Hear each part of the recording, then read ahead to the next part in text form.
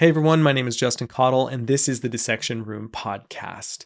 Today's episode is going to be somewhat different than the rest of the episodes in this series on how AI is revolutionizing healthcare. And it's born out of comments I've seen on other YouTube videos, my own YouTube videos, as well as just comments and conversations with many different healthcare workers over the years. And it goes something like this: AI has been threatening my job for decades, and it never goes anywhere. The AI that is implemented into healthcare is really not that great. And at best, it's an annoyance, and at worst, it can be dangerous. And trust me, I get the sentiment. I really do, because if you look at where AI has been implemented into medical devices and different workflows, it hasn't been that impressive in a lot of areas. At the same time, though, there's obviously different kinds of AI, and AI is absolutely everywhere. So there's a large amount of places that it has benefited inside of healthcare. But I understand the overall sentiment. But here's the thing: when I have conversations with healthcare workers, it's made apparent to me pretty quickly that they just simply don't understand how it's different this time. And I know that sounds like a fanboy. I know that sounds like I'm feeding into the hype, but I want you to just stay with me for a second. Things really are different this time. And that's my goal in today's episode, is we're going to take a step back. In previous episodes in this series, we've been focusing on how AI is going to affect DOs, MDs, radiologists, and their mid-levels. And those are really practical and grounded approaches. What I want to do is take a slight step back and just kind of see how AI has developed over the years and started to implement itself into healthcare and what makes it different this time. Now, obviously, this podcast is not a computer science podcast, so this is not going to be so overly technical that it's just going to go right over your head. Instead, my goal and my hope is that I can make the technical aspects understandable, but I truly believe them to be important, because if you don't understand some of this technical jargon and just the evolution of what's been happening, it's easy to kind of push this off, to be a little flippant with it and just say, been there, seen that, done that, when that is the wrong approach to take. Look, if you're even somewhat paying attention to the AI space today, you're aware of the threat of job loss that people are starting to feel. You're seeing this with art, you're seeing this with graphic design, but you're seeing it with things like CPAs. You're seeing this with paralegals and lawyers. But what I have, or the sense I've gotten, is that most healthcare workers right now feel immune because they are relying on bedside manner. They're relying on the difficulty and the problem set of navigating patient care. And again, that is completely understandable, especially if you're viewing this from the lens of how it's been historically. But what I want to do is try and reframe this for you, because if your expectation is that a robot is going to be coming into the hospital room, is going to be dealing with the patient, administering medications, interacting with them, being their doctor, if that is your expectation, then yeah, that's not going to happen in the next few years. That is going to happen at some point, but maybe that's 20, 30 years down the road. It's hard to say. Instead, I want you to try and reframe this a little differently. Instead of thinking about outright job loss, I want you to think about, how is AI going to change your job description? And when you start thinking about all the things that wouldn't require a robot, so we're talking your workflow, the paperwork, little tasks here and there at all levels of healthcare. Because here's the thing, there's so many different positions inside of healthcare. It's hard to generalize and say, it's going to affect it this way or that way. It's hard because there's so many different jobs and duties. So, but if you can think, how could AI affect my job, the paperwork aspect or certain aspects of my workflow? What kind of ripple effects will that have on the rest of my job description? These are the questions we really need to start asking, because at some point that's going to start to, you're going to look at the institutions and they're going to start looking at how much they're paying employees. If your job description gets cut in half or even a quarter, let's say a quarter of it goes away, is that worth reducing pay? I don't think so. But at the same time, what happens when it gets to be a half? What if it's 3/4? If all you're doing is the physical labor aspect, are you just doing more and more and more of that? These are the questions we really need to be asking. So instead of thinking, is AI going to replace me? I want you to know it is going to replace you, but that time horizon is likely farther in the future for multiple reasons. For me, I am only able to look at things for about 5 years out. And that is due to just the nature of how this is all evolving. It is basically impossible to really see beyond a time horizon of 5 years in the AI and technology space right now. It's just that difficult. And so the question I'm always asking myself is what is this going to look like in 5 years? And we're going to see there's significant hurdles, and there may be hurdles that we're just not aware of. That's how these things work, where you think things are just going to keep on progressing, and then boom, you run into a wall and you have no idea what to do. And we're going to discuss how that's happened in the past. That is always possible. But I want you to understand that if all of a sudden the United States government and the world governments and everybody just put a moratorium on AI development, and we just stopped every bit of advancement right here, right now, you still have to understand that it's going to change everything. Everything that has already been developed, all the training, everything that's already happened is already going to change things. And then we're just waiting for the FDA to approve and clear these things, start putting them, implementing them into networks.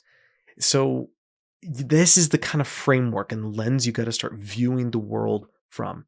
And so my goal is not to be fear-mongering. I'm not out here to be like, it's coming for your job, I want you to live in fear. It's more to just try and bring awareness of how the healthcare worker life is going to change just like it's affecting everyone else. AI is coming for us all. Does that mean replacement? When I say coming for, it sounds ominous, sounds like it's running after you and it's going to tackle you. I'm not saying that as much as I'm saying it's going to impact you. For some jobs, I do see it being an outright replacement in 5 years. In other jobs, I don't see that happening. Instead, it's more of a collaborator. But we still need to be thinking along those terms. So this podcast is going to be kind of like, this episode is going to be looking at like the history of AI to some extent, but we're really going to be trying to focus on that relevant history for healthcare and why and how the advancements made are going to impact us today. So this is going to get somewhat technical at times. My hope is that it's not overly technical to the point where you just tune out. But I truly believe this to be important, because if you don't understand what's happened and how it's changed, it's easy to just be flippant with this. And so we are going to get a little technical, but I want you to know, if you're watching this on YouTube, you can always just look down in the progress bar, see the chapters, scan through, find the information that's most useful to you. If you're listening on Substack, Apple, Spotify, you can look in the show notes, and what you'll find is timestamps that'll let you know, hey, I want to go here, I want to go there. So don't feel like you have to listen to the whole thing from beginning to end, although it'll definitely make more sense if you do. Now, I've been paying pretty close attention to this space for the past 2 years, but I've been interested in this whole realm for the better part of a decade. And that's really just biotechnology as a whole. We're talking, from the ground up. So proteomics, genomics, molecular and cellular biology, all the way up to like robotic assisted surgery and other medical devices. This entire area is so fascinating to me. And especially having worked with many medical device companies over the years, it's just really cool stuff. But at the same time, there are significant hurdles that these technology companies have to go through in order to implement this technology. So I spoke about this at greater length in the previous episode. So if you want to know more about this, I encourage you to check that out. But I do want to talk briefly about just FDA clearance versus FDA approval. And this is one reason why my time horizon is still at 5 years, because to get technology and new devices approved, or even if you're just building upon previous tech, it takes time. So, FDA clearance is more about lower risk to patients. That may take 6 months to a year to get something approved in that sense. But if you're going for full on FDA approval, this is class 3. This is where it's a higher risk to patients. That can take a year or more depending on what it is. Now, with that said, let's kind of jump into this. And I want you to understand that machine learning is nothing really new inside of medical imaging and diagnostics. But to best understand its use cases and its utility, as well as its limitations, we also need to understand some of the history of machine learning. Now, machine learning at its core has what's called neural networks. And neural networks, or at least the groundwork for neural networks, goes all the way back to the 1940s and 50s, except at this time it was pretty much all theoretical. We just didn't have the technology to really play around with it in any meaningful sense. It wasn't until the 60s and 70s that some excitement started to build in the AI space, but they ran into one of those barriers, one of those walls that we mentioned earlier, and it all just kind of came to a grinding halt. AI researchers started to leave and go do other things such as physics and other aspects of computer science, helping to build out PCs and everything that went with it. And AI just kind of fell into oblivion, more or less. And it wasn't until the late 80s when a man by the name of Yann LeCun, who is the current chief AI scientist for Meta, who owns Facebook, reinvigorated the whole field, where he developed a new machine learning method for image recognition, which is going to be important to us, called a convolutional neural network. Now, a neural network is loosely modeled after the human brain, or at least the structure and function of the human brain. And so if you think about it, there are neurons, and then neurons have dendrites and have axons, and the dendrites and the axons connect at what are called synapses. That's kind of what they're building out with neural networks, or at least machine learning neural networks, with artificial neurons, right? You have interconnections and different layers, and that's exactly what a neural network is. And in fact, in a future episode, I plan on doing a more in-depth breakdown and comparison between human neural networks and machine neural networks. But for now, as long as you understand that neural networks were developed to try and imitate and mimic how the human brain works to some extent. Again, this is a loose modeling. You understand enough about neural networks. So between the late 80s and the 2000s, there wasn't a ton of advancement. The AI research was still progressing, and I don't want to make it seem as though no advancement occurred. It's more just there wasn't a ton of excitement. AI was still kind of like this redheaded stepchild inside of computer science. You didn't have the top people going into AI by any stretch. It was not really seen to be the place to go for an MIT graduate, for example. But in the early 2000s and just the overall 2000s, something else came to fruition called deep learning. You've probably heard of deep learning. All it is a neural network, like we discussed, with artificial neurons and synapses and everything, but it has multiple layers to it. And the thing is, that's actually modeled after the cerebral cortex. The cerebral cortex, or the gray matter of your brain, also has multiple layers with all those 86 billion neurons residing inside of it. But what these layers are going to do is you could almost think of them like a filter, right? Or a series of filters. So let's put it like this. Let's say you put in an image, because remember, a convolutional neural network is really good at image recognition. So let's say you want a deep learning network to be able to identify who's in an image, right? So I give them a picture of Justin, and it's here's a face. Tell me who this is. Well, what happens is the first layer of those artificial neurons kind of just find the edges of the picture. It finds certain lines and just edges, and that's it.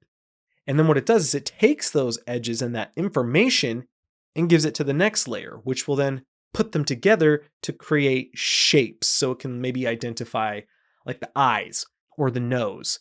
And then that information will go to the next layer. And it keeps doing this handoff to each layer until you get to the very last layer that puts it all together and is able to then recognize that, that is a picture of Justin.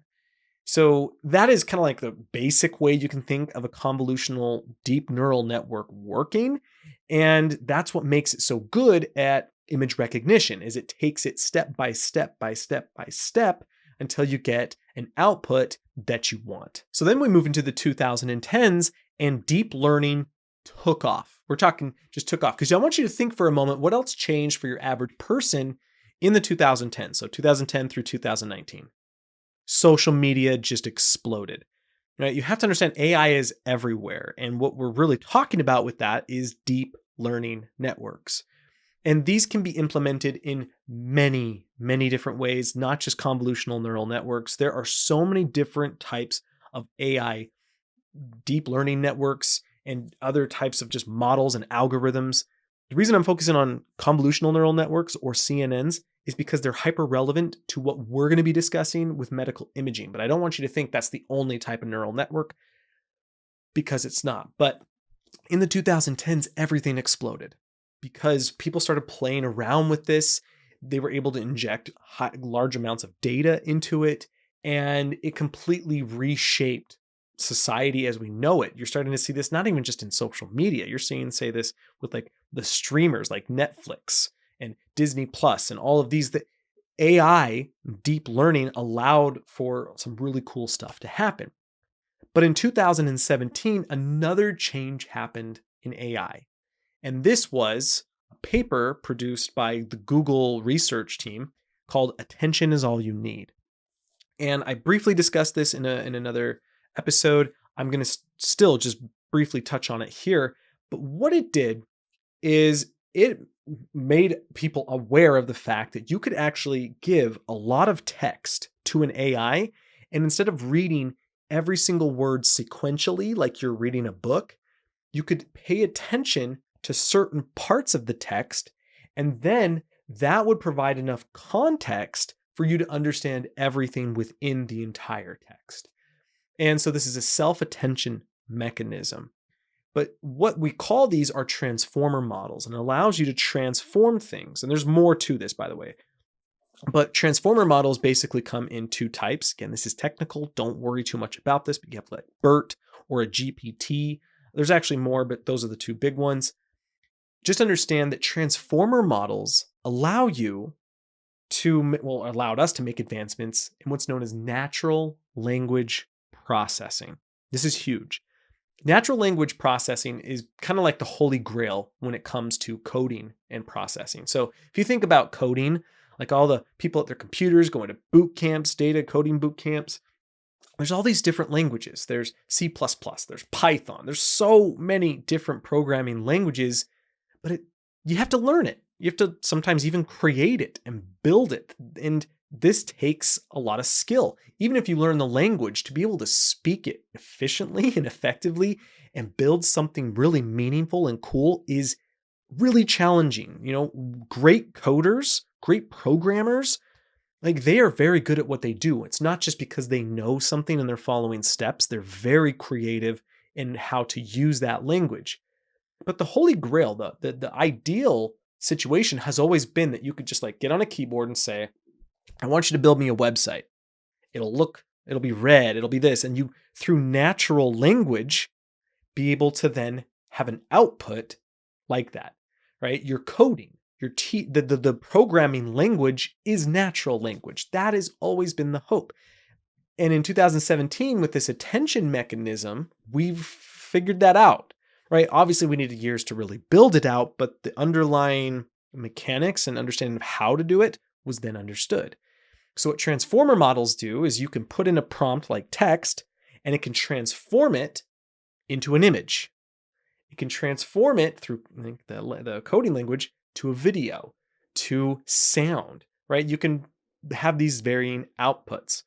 And this is huge. This is what has fueled the AI revolution that we're currently in with ChatGPT and Google Gemini and Claude and Midjourney, and everything you're seeing right now is a direct result of this paper, Attention is All You Need, out of Google research.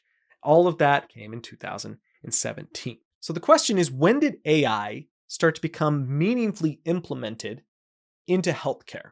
Because it wasn't back in the 40s and 50s. It wasn't even the 60s and 70s, or really even the 80s and 90s. Now, I don't want to make it seem as though there were no applications or AI-based health applications in development, or that were being given to physicians to experiment with, because there were. It's just they weren't impressive. And that's not to say from a lack of trying. It's just that there were significant hurdles that AI research and development had to overcome, not just in healthcare, but overall. You have to understand the limitations on AI are going to be things like there wasn't much data to go around. at all. You had computing and processing power, electricity, and again, you needed AI researchers to not be, focusing on building out just Google search or building out or building, not even in the 90s, there was no Google, but I mean, you have to understand like this wasn't the exciting area of development that it is today. Well, all of that changed in the 2000s. And you have to ask yourself, well, why? Why did everything change in the 2000s? Well, it's the internet. So the internet being developed in the 80s and then really starting to catch, wind in the 90s, but everyone was on the internet in the 2000s. And what that also means is that healthcare records and medical data was now being digitalized or digitized. So we originally had all these x-rays, CTs, all this kind of medical data that was existing in boxes in storage centers was now being put into a digital format. And what that meant is you now had a ton of available data. And if you remember, this is also when neural networks started to be developed. And so now what you're starting to see is excitement. You're starting to see people wondering, what can we do with this? Can we train these neural networks to be able to recognize and diagnose? And so this is the beginnings of that. But even then, that didn't take off until the 2010s. If you remember me saying, the 2010s is where deep learning just really, really took off. And so this is when we started seeing different medical device companies and startups starting to implement AI applications into healthcare. This is where we started meaningfully training medical images like CT, MRI, X-ray, ultrasound, starting to try and help radiologists. And not just radiologists, but anyone in the world of medicine that uses medical imaging. So dermatologists, cardiologists, even neurologists when it comes to data analysis. And so, but if you were to ask any of them, or if you were to ask a radiologist, back in 2012, who's playing around with some of this, like, is this coming to replace you? No, not at all, because it was still problematic. It still had a ton of issues. This was a newer technology, and there still is a lot of kinks to get out. But at the same time, a radiologist does a whole lot more than just diagnosing. And the same goes for all of these different aspects of medicine. But at the same time, so I don't want you to think like, just because these applications were being developed, it didn't change everything overnight. And this is where I think a lot of people who are still inside of healthcare their mindset is still back then. Because this is even the case all the way up until around 2018-ish, 2019-ish. There's still in this mode of like, well, the AI that I've interacted with is not very impressive. And I understand that sentiment, but things are definitely changing. Just understand it didn't change everything, but at the same time, it was very useful in certain use cases. So look at ophthalmology for an example. In ophthalmology, there's a type of photograph called a retinal fundus photograph, where you take a picture of the back of the eye and you can see the neurovasculature and you can just start determining certain aspects of the overall eye health. AI, so you have these convolutional neural networks that are really good at image recognition. We're trained on many different retinal photographs, and we're able to determine things like diabetic retinopathy. For dermatology, we did the same thing with skin lesions and skin cancers, and that started to help and aid and improve the dermatologist's diagnostic ability. Did it revolutionize things? No, I don't think it's fair to even say that. And then you have to, again, ask yourself, well, what else does an ophthalmologist and a dermatologist do? What else do all of these physicians do? This is why there's never really been a meaningful threat to these healthcare providers, because there's so much more to the job that they do. But then everything also changed again. And this is where we're at right now. And that is with the advent of transformer technology. So again, that BERT and that GPT. So when that attention is all you need paper came out, all of a sudden people started to play around with more potential around transformer models in medical imaging. Now, I discussed this at length in a previous episode, and what we're really talking about here is synthetic data. Now, synthetic data is not fake data. I know that sounds like it is, but if you want a really deep understanding of synthetic data, you want to go to the previous episode on this, and I'll go ahead and link that above for those who are watching on YouTube. But synthetic data is not actually unique to transformer models, you could build synthetic data with convolutional neural networks as well. But here's the thing you have to understand. Not every medical image has the same resolution. Some of them have really poor resolution. There's certain, say, like an fMRI or certain types of CT, different types of like a mammogram will have higher resolution. So if you're looking at different medical images, some of them have such high resolution that our technologies just wasn't good enough to create synthetic data. But with the advent and creation of transformer models, we now have what are called like vision transformers that have really good resolution that can start filling in the gaps where we didn't have them before.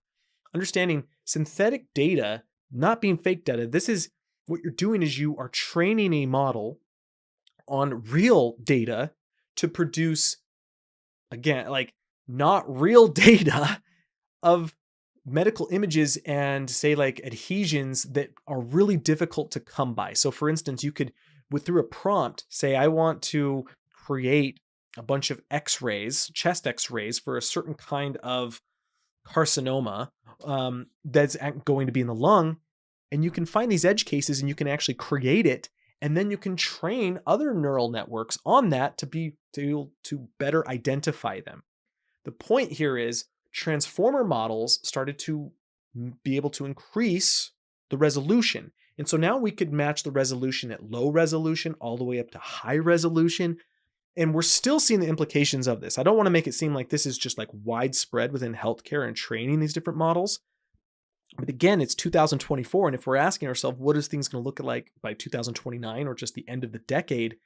These types of synthetic data sets are going to have really impacted these different models and training them to identify and do different things. So that was absolutely and still is absolutely huge. But beyond that, in the 2010s, we started to see robotic assisted surgeries.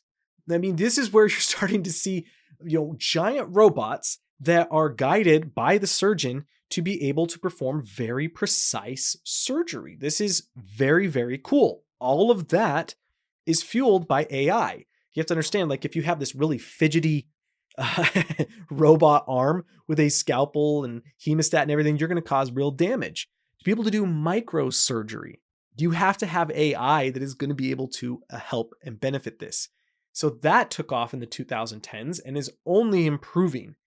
And then we also have drug discovery. And this is something I am going to be doing an entire episode on because this is groundbreaking. This is huge. This is the kind of stuff that, we're talking, this is hype right now, but if we follow this to its natural conclusion, this is the beginnings of getting rid of disease, of getting rid of aging and things of that nature. We're nowhere close to that, but it's still very exciting when you look at what AI can do with material science and drug design and drug discovery, looking at how proteins are folding. When you put all of that together, you can advance pathophysiology and our understanding of pathophysiology and pharmacokinetics to such a degree that it just there's breakthroughs happening in pharmacology right now.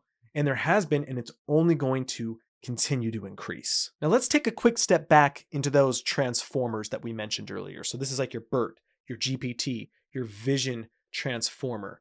This was huge and still continues to be huge. And this is what really shakes me to my core when I start thinking about the implications of this added with convolutional neural networks and other AI that has already been trained and continues to improve. And that just comes back again to the natural language processing of large language models. So ChatGPT obviously revolutionized everything. And now we see other ones like Claude and Gemini. And I talked about this in a previous episode. So I encourage you to go back and watch that one around physicians and their mid-levels being possibly replaced. But I talk about specific large language models in development from Google called MedLM or MedPalm2, MedLM, and then Amy. So instead of ChatGPT and Gemini and Claude, who are trained on pretty much the entire corpus of information on the internet, instead you're training these large language models on medical data specifically, or medical questions and medical text. So like the preponderance of published literature that is in existence, as well as medical licensing exam questions, And then these are all overseen by physicians. But these LLMs are trained on actual bedside manner. They're trained on physician consultations. And so what you're getting is, and these are starting to score higher on empathy. Now, look, here's the thing. Whenever I see this online, people talking about the empathy of these large language models, I don't really buy it yet. It doesn't seem anywhere like I don't feel real empathy coming from these large language models as I'm interacting with them. But apparently they are scoring high on empathy scores, but nowhere near like what a healthcare provider or worker would be able to give. The point I'm trying to make, though, is it's improving. And you have to understand that this is beyond 5 years, but it's something I do want to briefly mention, is that what's happening right now is a lot of medical device companies are building their applications and their products on the backbones of these large language models. So what that means is you have ChatGPT, which is really GPT-4. And if you take GPT-4 and basically plug it into some of these new medical devices and these different applications, it what fuels it and runs it. It's how you interact with that device. So then what happens is every time ChatGPT gets updated, so when GPT-4 becomes GPT-5, these medical devices also get updated.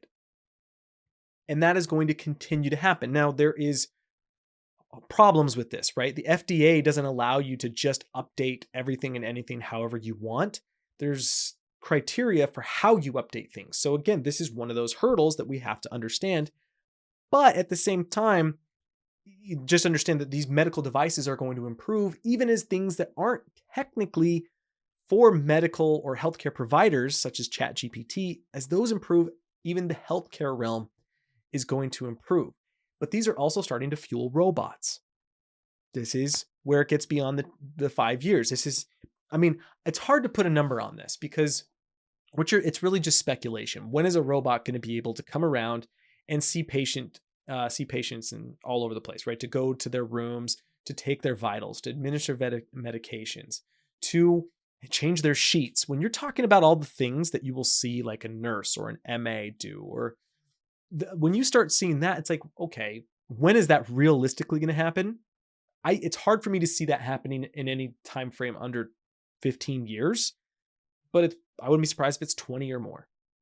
So we're not talking about that necessarily, but there's other medical devices. I want you to think about this. This is kind of interesting. For those watching, you'll be able to see this. This book is called The AI Revolution in Medicine, and it's from Peter Lee. This is a really great introduction to AI in medicine.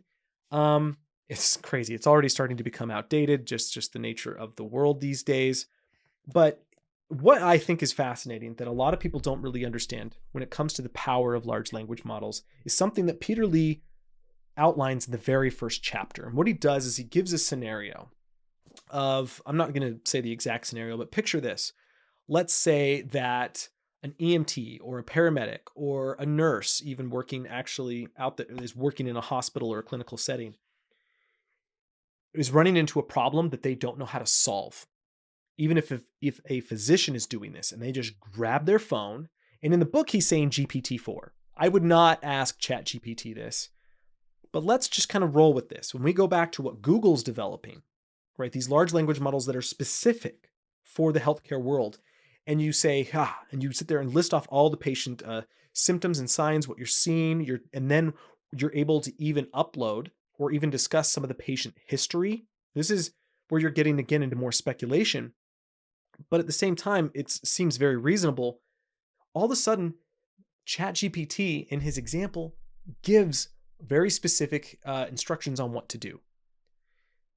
I, again, am not saying that we want to do this with ChatGPT now, but I want you to think how this is going to develop over the next few years when you have FDA-approved large language models that are trained and fine-tuned by healthcare providers that are extraordinarily knowledgeable, not just on healthcare protocols and practices when dealing with patients, but the entire published literature. Also, this AI understands the patient's electronic healthcare records, their entire medical history.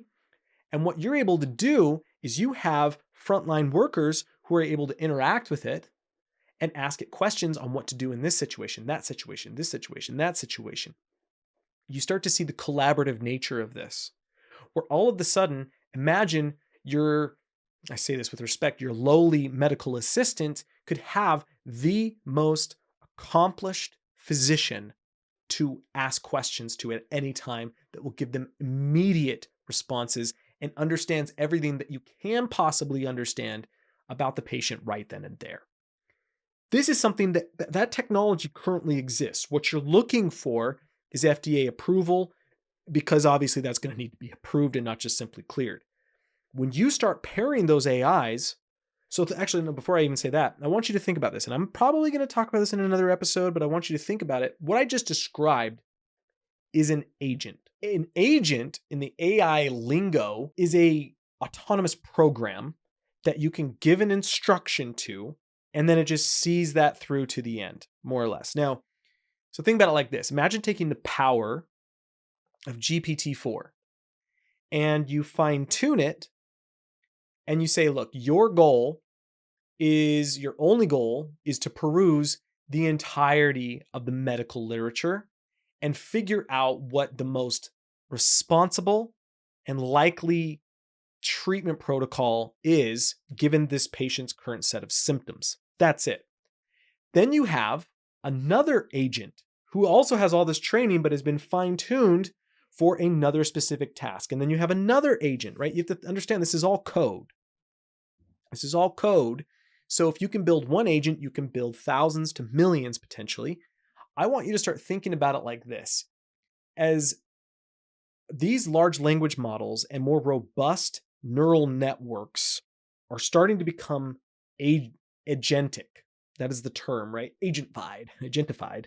If you have these agents all throughout hospital networks, they can work with each other just as you would have in any network of physicians and healthcare providers and healthcare workers, and they can all work together to find a solution, except they are extraordinarily knowledgeable. I want you to think about the power of this when you attach that to a human healthcare worker, when you attach that to a nurse, when you attach that to a paramedic, when you give all of these different agents. Now, again, that is within 5 years that I see that type of thing either starting to happen or it's been around for about a year or so.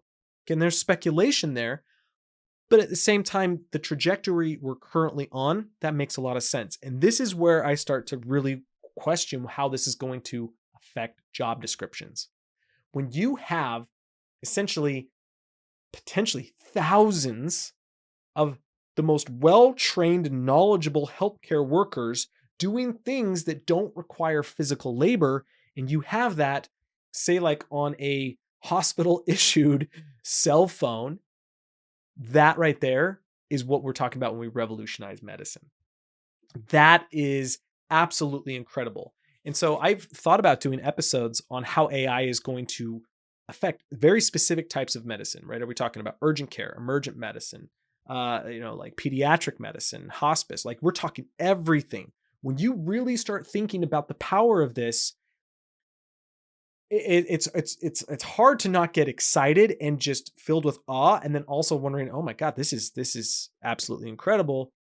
And here's the thing. Pretty much everything I just talked about is possible right now to some extent. And notice I didn't say it replaces anyone. What that does is it just adds, it's a tool to be used inside of healthcare. Just think, how is that going to develop past 5 years? What is that going to look like in 10 to 15? I don't think people are really thinking about this very deeply because they don't understand how precise this is starting to get. When we're talking about terms like precision medicine, personalized medicine, when you start integrating this information with smart tech, there is real potential here to revolutionize preventative care.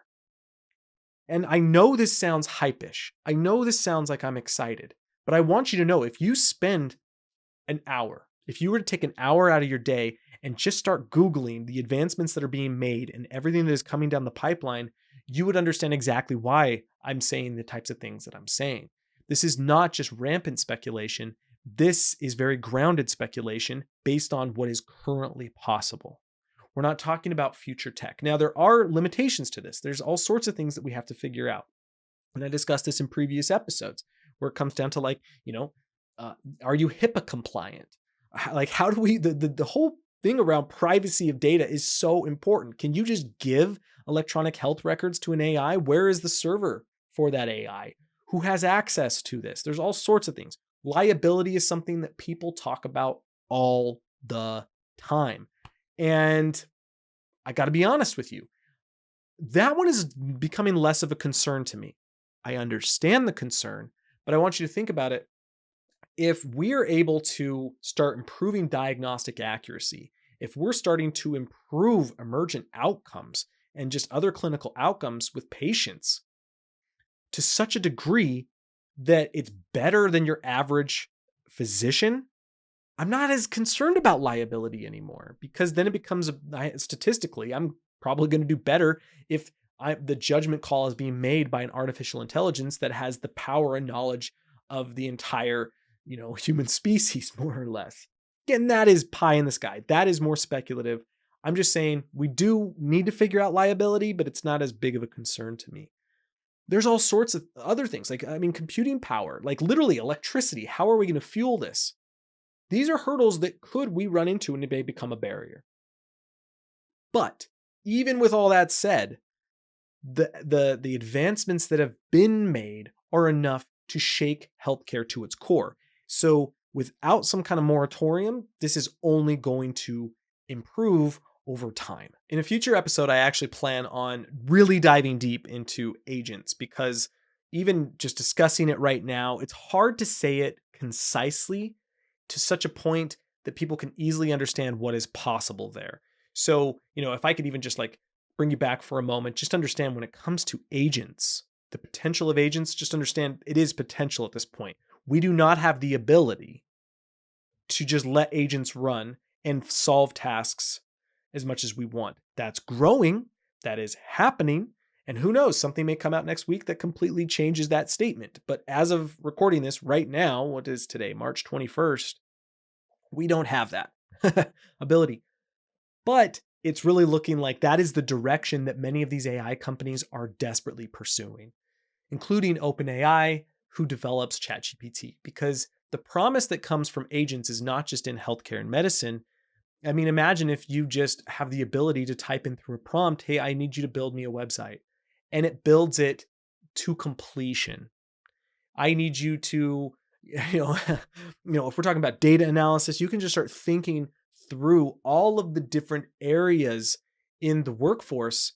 There's so much potential for agents that you can just give a simple prompt and it sees the task through, and you don't have to constantly coach it. Instead, it just through programming knows where to go with it. There's a lot of potential there, but there's still a lot of work that needs to be done. That is not an easy problem to solve, but you have a lot of very talented and intelligent people working on it right now. And that's what excites me. So my goal with a future episode is to dive into what could we do with agents. I want to get more specific and grounded with it, because I think that alone will probably blow your mind, because that's I think if I'm really saying what has just lifted the veil from my eyes these past 2 years is thinking deeply about autonomous AI agents and what they could be capable of. So my goal is going to be for you to share in that vision with me. But I hope you enjoyed today's episode. This was meant to be kind of just giving you a somewhat better understanding. And I want you to know this is still just scratching the surface. I could probably devote this entire podcast, I'm talking every single episode, to AI and how it's revolutionizing healthcare, if we just broke it down piece by piece. Not just how is it affecting pediatric medicine? How is it affecting, pediatric medicine when it comes to newborns and infants? How is it affecting K through 12? How is it this is how specific and nuanced we can get. And I don't think I'm going to be able to do all of that. There's other things I want to talk about when it comes to AI besides just in healthcare. Specifically right now, I'm really focused also on education. But I'm hopeful that this at least gave you somewhat of an understanding of how things are different. They're not the same as the way they used to be, and they're never going to be the same again.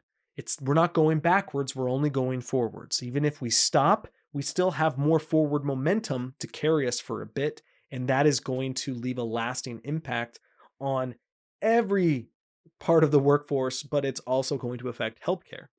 So there's not this immunity that a lot of healthcare workers think they have. I understand that sentiment, but things have changed.